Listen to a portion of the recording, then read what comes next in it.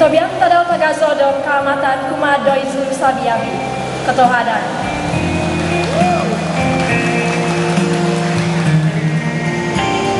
Pogun Sabah, Pogun Kopusan, Pagandasan, Om Kalamazan Toko, Gompizo Toko Pogun, Tompo Sizono Toko, Kobasanan. Kopi Bosian Tabi Iso Malaysia, Izo Nicolette N. Getrin Tojimo mantan Kampung Bunga Penampang, Maganuzo Roko Sibatan Diti Domamason, Kotobian Taro Tagazoro Kamatan Kumasa Bebiduzu, Tunoko Tinapo Domin Sosorok Diti, Om Abanadan Konodang Abi Doit Sabat, Kotohadan.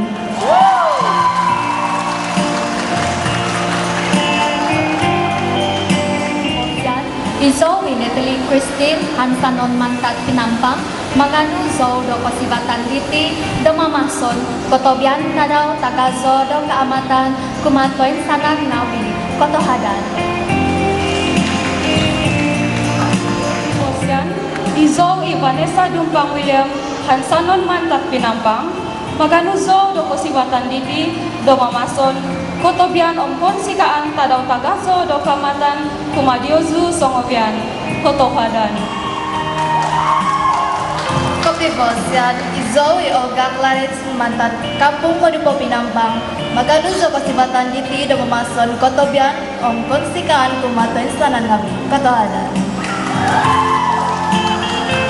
Kopi Bosian Izo Julia Venesia Julius Mantat Pinampang Anangan Soda do Mamason Kotobian Tadaw Tagazo do Kaamatan Kotohadan. Bosian Izo Rosalinda Julim Mantan Kampung Modipo Pinampang Magano do Kasibatan Diti Mamason do Kotobian Tadaw Tagazo do Kaamatan Kotohadan.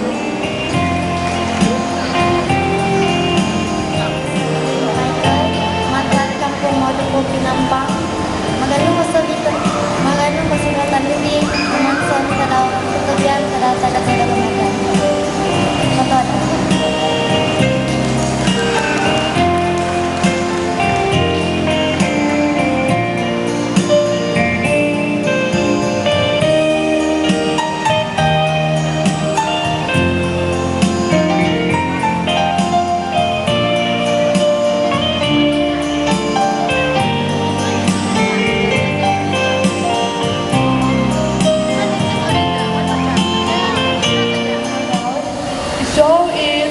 Wong Mantan Kampung Bunga Penampang Maganu Zo Kasibatan Diti do Mamason Kotobian Tadaw Tagazo do Kaamatan Kumasa Biabitun do Nokotitapo do Tadaw Diti Kotohadan.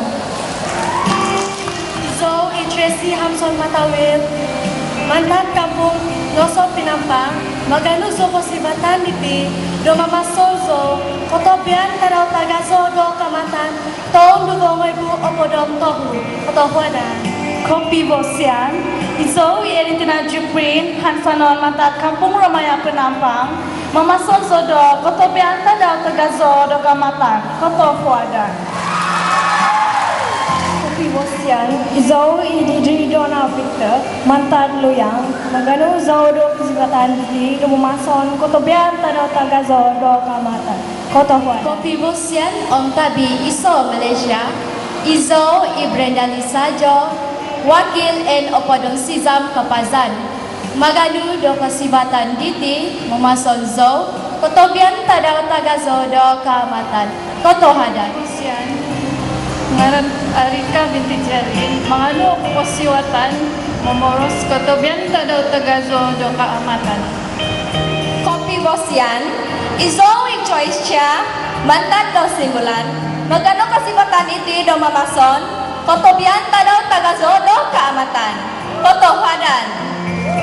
Kopi Bosian Izo Brenda Majis Mantan Kampung Minintot Maganu Zo Kasibatan Diti do Mamason Zo Kotobian Tadaw Tagazo do Kaamatan Kotohadan.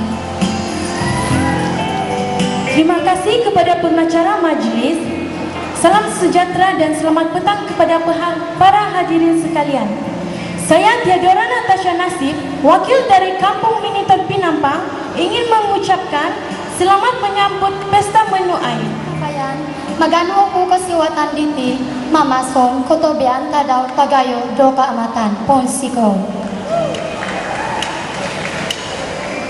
Kopi Hosian, Zoe Mitchell Biajuil, Hansanon Mantad Kampung Babagon, Magano do kasibatan diti do mason, Kotobian ng ponsikan, tadaw tagayo do kamatan, patoladan. Salam sejahtera, saya Natania John Erifin, wakil daripada Pinampang Bunusan. Terima kasih. Bosian, Zono Poma I Victoria Awang, Mantat Kampung Bukitas, Magadu Kosibatan Diti Mamason Kotobian, Tagazo Dok Tadok Amatan, Dato Unditi Kuma Kotobian Diti Om Kotohadan.